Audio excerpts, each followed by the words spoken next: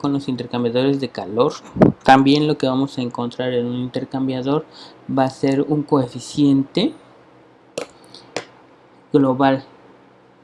Entonces vamos a tener un coeficiente global de transferencia de calor. En este caso nosotros lo podemos llamar U. Entonces ese coeficiente de transferencia U va a ser el coeficiente global de transferencia de calor. Nos va a decir qué tan rápido se transfiere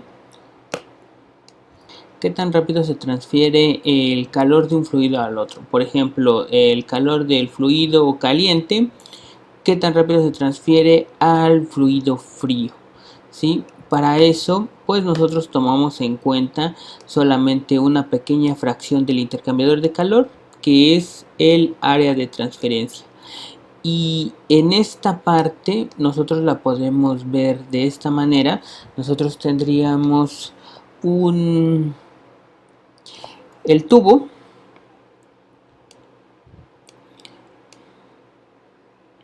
podríamos tener el tubo y el fluido caliente,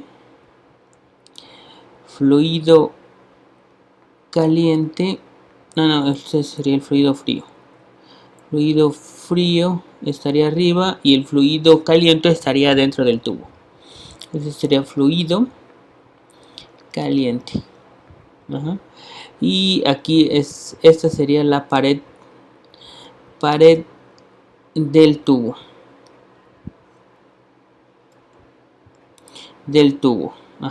Entonces, por lo tanto, si nosotros queremos representar este proceso de transferencia de calor aquí en el fluido, pues vamos a tener una temperatura TF, y aquí vamos a tener una temperatura TC. Entonces el calor va a fluir de la temperatura TC hasta la temperatura TF. ¿Sí? Si nosotros representamos esto como un mecanismo de transferencia, vamos a tener que TC va a ser una temperatura determinada, y de ahí vamos a tener transporte en esta parte, transporte del fluido caliente, o sea, TC va a estar en medio del tubo. Entonces, de en medio del tubo hacia la pared, el calor se va a transmitir por convección.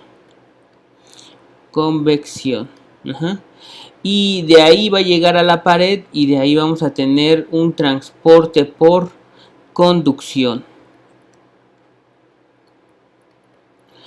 Y por último, lo que tenemos es, otra vez se va a transferir a través del fluido frío. Bueno, voy a poner estos de este color. Este lo pondría de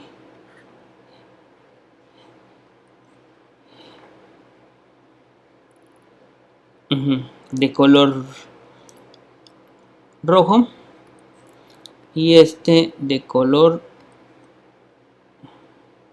azul.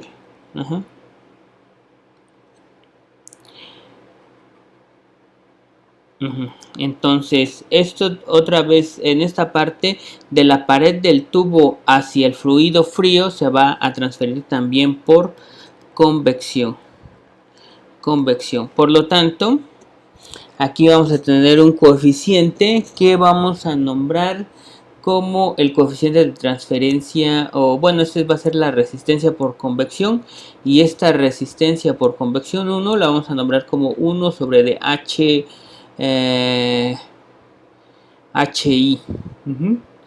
Y aquí esta resistencia por conducción en el tubo va a ser L sobre dK. ¿Sí? Va a depender del espesor del tubo, y también va a depender de su conductividad térmica. La resistencia depende entonces de estos dos mecanismos, ¿sí?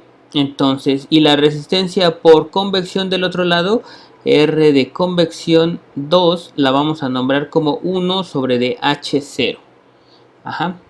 Entonces, ¿qué es lo que se hace en los intercambiadores de calor? pues que despreciamos este término.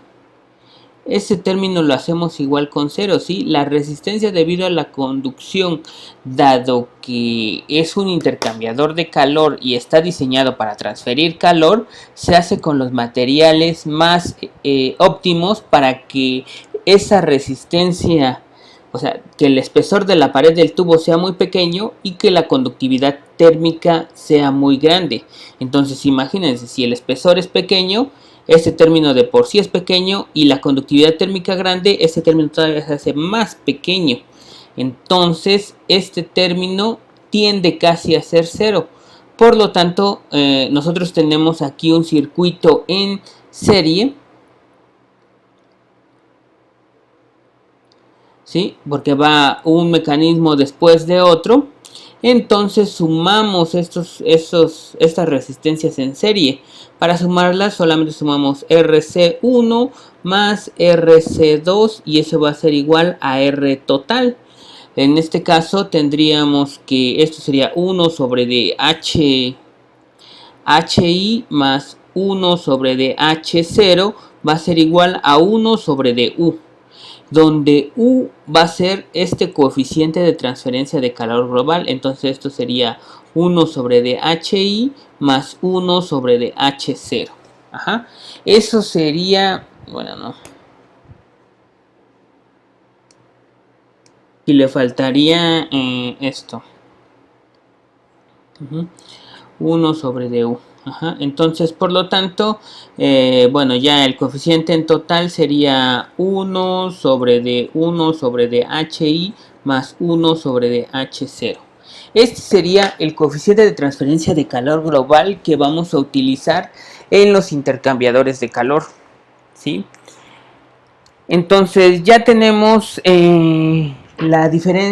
comprendido qué es la diferencia de temperaturas media logarítmica y qué es el coeficiente de transferencia de calor global.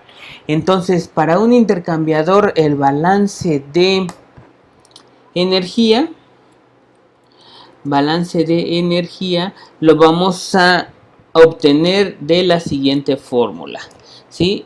El calor total que se está transfiriendo en un intercambiador va a ser igual a el coeficiente de transferencia multiplicado por el área por la diferencia de temperaturas media logarítmica. Este sería el calor que se transfiere en un intercambiador, ¿sí? O en este caso, pues puede ser la capacidad de dicho intercambiador. Por eso nosotros necesitamos la diferencia de temperaturas medias logarítmicas y el coeficiente de transferencia de calor y cuánta energía se va a estar transfiriendo si nosotros queremos utilizar o queremos calcular el área. Porque en base al área nosotros podemos calcular el costo de un intercambiador de calor. Ajá. Entonces, ¿qué unidades van a tener cada uno de estos términos? Bueno, entonces la capacidad del intercambiador va a estar en watts. En este caso, el coeficiente de transferencia lo dejamos por el momento. El área pues va a ser metros cuadrados si estamos en el sistema internacional. Y la diferencia de temperaturas medias logarítmicas va a ser igual a Kelvin. Entonces, por lo tanto, si pasamos esto de este lado, entonces el coeficiente el coeficiente de transferencia va a tener unidades de watts sobre metro cuadrado Kelvin. Estas van a ser las unidades de el coeficiente de transferencia de calor global. Y nosotros podemos mejorar estos cálculos. De hecho, si nosotros queremos, podemos, en vez de utilizar la temperatura media logarítmica, podemos utilizar la temperatura verdadera, ¿sí? La temperatura media logarítmica está bien para el caso de intercambiadores de doble tubo, pero para el caso de intercambiadores de tubo y coraza, cuando ya son diferentes pasos, es de un paso en la coraza y 4 pasos en los tubos, o de 2 pasos en la coraza y de 6 pasos en los tubos, ya esta aproximación de temperatura media logarítmica ya nos sirve para hacer los cálculos de la transferencia de calor que se está dando dentro del intercambiador. Entonces, por lo tanto, ya de ahí recurrimos a la temperatura verdadera, y la temperatura verdadera la calculamos de las gráficas de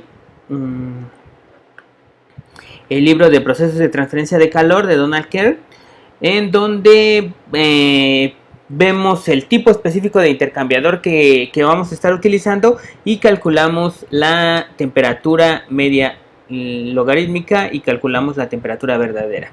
Ajá. Pero eso es que si queremos un cálculo más preciso, en este tema, en esta unidad de diseño de sistemas de intercambiadores de calor, solamente vamos a utilizar la temperatura media logarítmica. Nos va a bastar con la temperatura media logarítmica. También hay otras modificaciones que podemos hacerle a esta ecuación. En vez de utilizar este coeficiente que solamente depende de los coeficientes de transferencia de calor por convección del lado del fluido caliente y del lado del fluido frío, también podemos utilizar un coeficiente de diseño. De hecho, este coeficiente que estamos utilizando aquí lo llamamos coeficiente limpio, ¿sí? ¿Por qué? Porque este coeficiente limpio nos dice que se está dando en un medio donde no tenemos ninguna otra resistencia más la resistencia de calor debido a los dos fluidos, e incluso la conducción en la pared del tubo del intercambiador la eliminamos. Pero eso no ocurre siempre, ¿sí? Porque por lo regular los fluidos que vamos a utilizar en los intercambiadores de calor no son puros, ¿sí? Si es agua, pues lo que va a hacer es que va a comenzar a sedimentarse alguno de los componentes. En este caso pueden ser sales de calcio, sales de magnesio, pueden depositarse en la pared del tubo y eso nos va a generar una nueva resistencia. Entonces, por lo tanto, nuestro proceso de transferencia de calor pues va a ser este mismo, ¿sí? Nada más que en este caso nosotros lo que vamos a hacer es que le vamos a agregar una resistencia debido a incrustaciones de un lado del tubo. Y bueno, aquí está la resistencia por conducción y también una resistencia de este otro lado debido a las incrustaciones en el tubo. Esta resistencia por lo regular la vamos a llamar RD.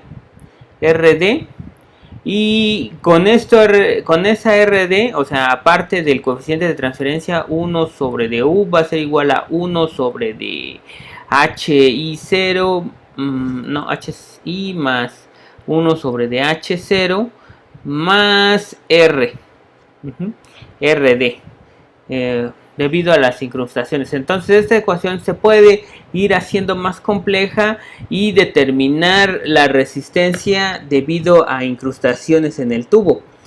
Pero de igual manera, o sea, sé que ustedes esto lo vieron en procesos de transferencia de calor, procesos 2, pero solamente vamos a utilizar un coeficiente limpio, ¿sí? Entonces solamente vamos a utilizar un coeficiente limpio.